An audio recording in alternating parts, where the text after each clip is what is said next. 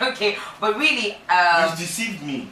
I'm sorry. I'm sorry. Now I'm apologizing on air. Lie to me on Sunday. Okay. You go to church this morning. Yes, I did. I always. And you now came to lie to me this morning. Okay, so I had to do that because, of course, you all know that we've had. I don't want to start mentioning names. History of we having a show and our guest is coming like 13 minutes into the show. I didn't want that to happen, and I must say I'm very impressed. And I'm on time. I'm punctual. Yeah, I'm very impressed. Just tell them. Dr. Sid is a punctual guy. You are a punctual guy, and thank you very much. I'll need to ask you about that. Speaking about punctual, you've been punctual and being very organized. Does it have to do with the fact that, sorry to say, not a lot of artists are educated? You are. Do you think it has anything to do with that? I wouldn't attribute it. I don't know if it's really solely about education. I just think probably. I worked in a hospital. Okay. So in a hospital, timing is key. You can't play around with time, because when you play around with time, you're playing around with lives. So I think that's something that it's something that you get when you work in an environment, in an organized environment. So it's not really about education. Okay. Speaking of organized, are you saying the music industry is not organized? Because it is an environment. Yeah, but I mean, generally, if you think about it, there is a lot of disorganization in the Nigerian music industry. But you know, we thank God that we do have an industry and that we're making it work. You know, so we'll get better with time. Okay. But really, I must commend you on air for being punctual, for getting your things together. You're very punctual. Thank you. And I don't see that a lot. And I have interviewed quite a number of people. Yeah, there's some people who are like you, but you are very, very, very organized. So thank you so much for. You're welcome. Being on time. Well, thank you for having me. It's an honor, but this place is far. Listen, you don't want to know where this Rainbow FM is. Yeah. No, it's not so far. It depends on where you live. Anyway, that's true. So, now, Dr. Sid, let's get to know you. Is this your first time in this? This is my first time at Rainbow FM. Yes. Oh, okay, good to have you here. I know the ring bell. Please, can you ring the bell for him?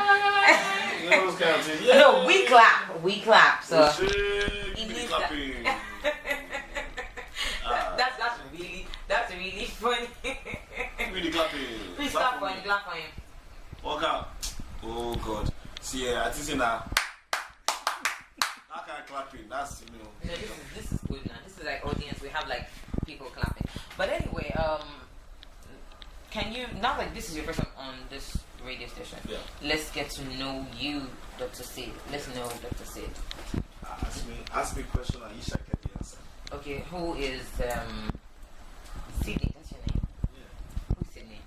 You want to know Dr. Sid, you want to know Sydney? No, Sydney. Two different people. Sydney. No, Sydney has no business with you. No. We just want to know you because this well, Dr. Sid is he's a Nigerian artist. He's a musician that strives to push boundaries. He enjoys music. He's passionate about his music and he's passionate about his performances.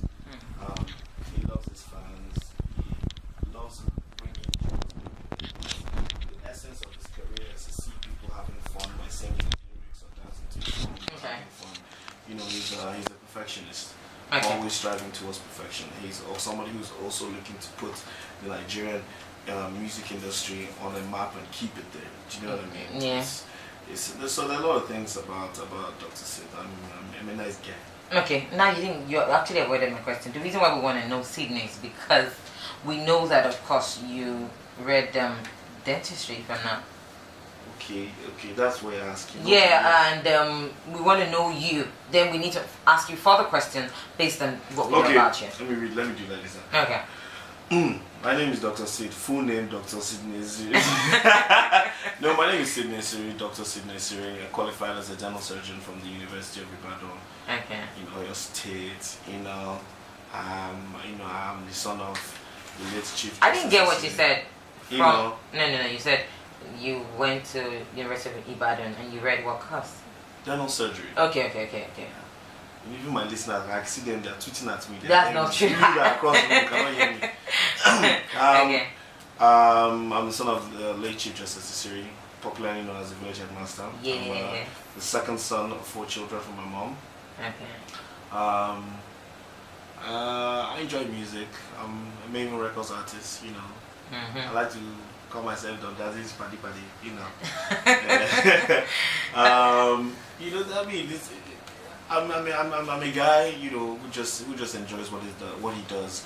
Like I said a lot of times, I'm actually living my dream. As a little boy, I always had a dream of being in front of a large crowd and doing, you know, I don't know what I was doing, but I was shy in front of thousands of people, you know, and I think God has found a way to make it come true. And I'm literally living my dream right now, so I'm enjoying it. And I'm glad that my audience gives me an opportunity to make music that they like and they enjoy. Okay, I need to ask you, you're the son of a popular village master. If you didn't watch or a village master, then you're probably young. Very young. Very, very young. Because I'm still young and I did watch Village Master. So if you didn't, you're very, very, very, very young. Dr. Sid, would you say that your dad being in the entertainment, it's all entertainment anyway, did you think it had any positive effect on you? You know, my late father, you know, God rest his soul, Amen. pretty much taught me almost everything there is to know about being in the limelight, about being a celebrity. And you know, I learned a lot from him and how he handled it and how he spoke to people. My dad could be angry this second in the room. Once he steps outside, there's a big smile on his face, you know, and that's something that's really hard to do. People think it's easy, you know, because a lot of people forget that celebrities and people in the limelight are actually human beings, and they have feelings and they have problems and they have issues, you know, as well. So he taught me about, you know, handling that. You know, I've been through a lot of crises, not a lot, but a few in my career. So he's helped me through that and giving me a certain level of wisdom and understanding that I have that has added into the person that Dr. Sid has become today. Okay. So I'm gonna have to take you back. How did music start for you? Of course, well, you could have, you know, continued in what you studied and all that. I graduated though. Forget, don't take as a job. Dr. Sid, I already said you graduated. You said I could have continued. Okay. I mean, practicing. That's what I mean. I had. It's specific. Just kidding. I'm just kidding. Okay. Music started for me for my second year in university. I was part of a dance crew at the University of Ibadan, a very popular dance crew called Rock Force. And Rock Force consisted of just, you know, guys and girls from different faculties and different backgrounds, and we all used to come together. We were unified by dance. So it was we used to have like concerts like almost twice a year. You know, do choreography to popular songs and things like that. So I got supported by the Tribesmen, LD, Freestyle, and KB. And LD was like, you know, he was looking to add a new dimension to the Tribesmen's performance, and he was like, oh, we wanted you to come through. So I kind of got into entertainment as a choreographer slash backup dancer for the Tribesmen.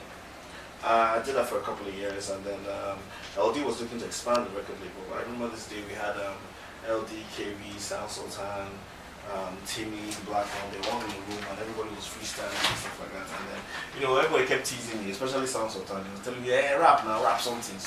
So I did a little bit of a rap, and then everybody was all like, oh, that's really good, you know, but if you work on it, then you could actually get better at it. So it took me about, that was 98. It took me almost 4 years of practicing and trying to develop my skills to actually get on my first track, which was Oya, which was the time when LG was started the tribe. Okay. So that's my entry level into music. Okay, so what you're saying is while you're in school, you knew you were going to do this. Well, I always knew that at some point in time I was going to get into entertainment, but I didn't know how or what I was going to do. You know, I was just happy dancing.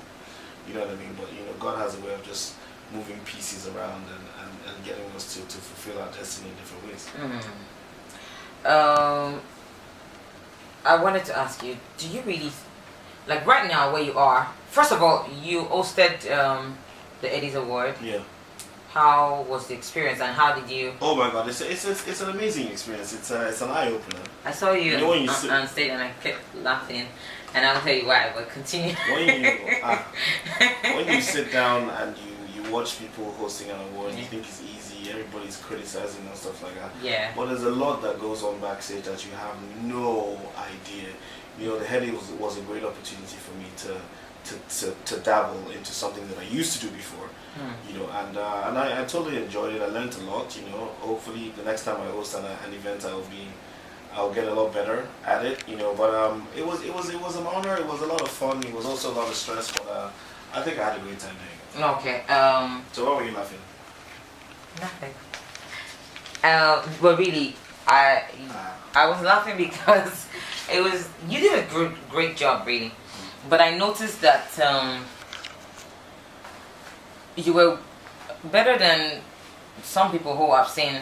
You know, being an artist, you're better than some people that I've seen who are artists and they had to do like MC and all that. You were really trying to put it together and be an MC, not an artist. That was why I was laughing because I could see that you were putting in that effort too. There's one thing I need to stay away from is comedy because that stuff. Like shouts out to Basket Mouth, A-White Comedian, Ali Baba, I Go Die, all those guys who stand on stage and make people laugh. It is not easy. You should consider doing comedy. No, seriously. Let me tell you something. You never can tell. You think you don't have talent. You do have talent. I can see that. You're very funny, but very principled. I'm trying. Yeah. Okay. So now, can you, Dr. Sid? I need you to please concentrate. I'm with you. No, you're with Maven Records. So you were coming from Mohit. Yeah. In your hair now. How's it been being on that Maven Record? I'm still not the same person. It's not about you. To be honest, it's pretty much the same environment. You know, it's still the same amount of creativity, and everyone is just having fun. We have some new artists, some new energy, young talent that's going to be coming through. You see, the Maven Records it's a place where you're given an opportunity to flourish. You know what I mean? Tiwa Savage, The Prince, Don Jazzy, and all the backroom staff, which we like to call the back end. Everybody puts their heads and hands together to make sure that every individual is moving in the right direction that it's supposed to be. So it's a beautiful place to be. Okay, Dr. Sid, the first song you ever recorded was? First song I ever recorded. That you ever came, that brought you out. That's what I want to know. It's at different levels. Dr. The one that wait now, let me explain why. You don't say I don't own for this industry, so let me just be clear. Okay. Is it the first song that I ever released on radio? Yeah, that's it. It's called Don't Stop and it was produced by LD on the Tribe Records. Okay, Don't Stop. What song would you say brought you out to the limelight? Bush, Something About You probably. No. What Dr. Sid? I don't know, man, because it depends. If you want to look at Oya was probably the song that brought everyone in the tribe out, from Blaze to Sasha to Dell to Timmy, all those songs. That was a song that everybody identified who Dr. Sid was. Probably that was one of the first videos that I was in as well. So that one I would say yes, did bring my face and my name out to the limelight. Obviously the Mohit songs from Booty Call to Close to You to Perry as well, did good for Dr. Sid. Something About You was when they actually really got to see me as an individual artist, and the video was just classy in itself. Over the moon to pop something. So I mean, it depends. It's different songs. I would say Over the Moon. Yeah, I knew. It shows how young you are. That's the one I could really. Like I said, different songs for different people. Okay, Dr. Sid. Now let's talk about the new album that is out now. Seduction. Yes, Seduction. You worked with some Tiwa Savage, Don Jazzy, Ice Prince, Wizkid, Fino. How was it making this? It's a lot of fun. I mean, the album is for me. When I make music, music is not like when we decide to say, okay, we're doing an album project. It's not just to say, okay, let's make this song, let's make that song, let's make that song. It's themed.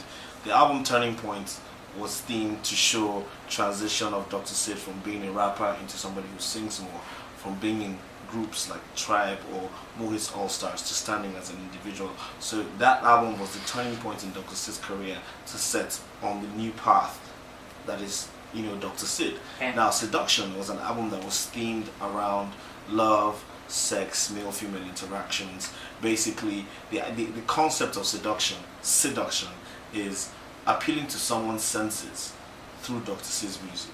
Okay. In short, it's like seducing someone through Dr. Sid's music. Okay. So, seduction is not necessarily a bad thing. It could be seduce them into doing something good, seduce them into a particular mood. So the songs on the album were themed around that.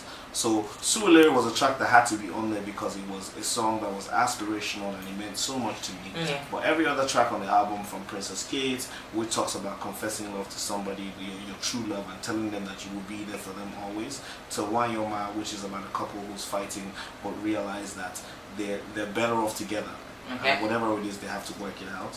You know, to Lady Don Dada, which is representing, which just says that guys need to respect ladies as well. Don't think that every girl that is born in is a Ron's girl. You know what I'm trying to say? That women out there that are working hard like your sexy, beautiful self. Thank you. To songs like Talented, which is just talking about how physically talented and in other ways talented. Okay, Dr. Sid, I was going to ask you one question that the Surulere song really got a lot of buzz.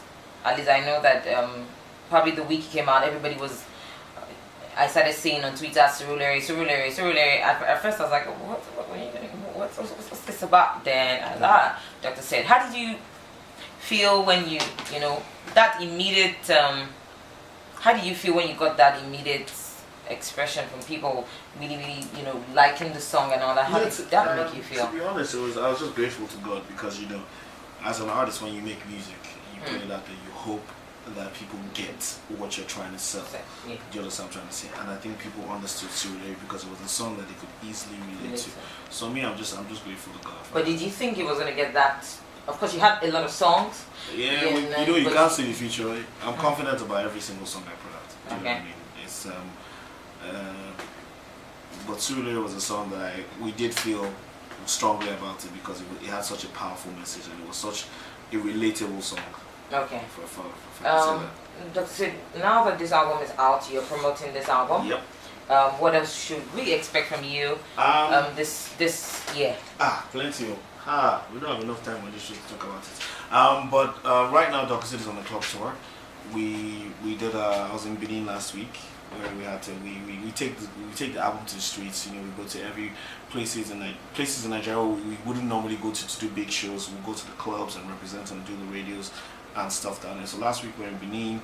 From next week I'm in the UK for 3 weeks on the club tour. We're doing at least 8 cities in the UK. Coming back to Nigeria, we're going to places like Akure, Ibadan, Eket, Uyo, Calabar, Port Harcourt, Warri, Abuja, Kaduna, Bayelsa. We're going everywhere. And then we're also going to Ghana, we're going to Kenya, Uganda, we're going to South Africa, and then we're doing the US leg as well. So I'm going to be everywhere. That's a lot. Yeah. Well, we have a call. Let's find out who that is.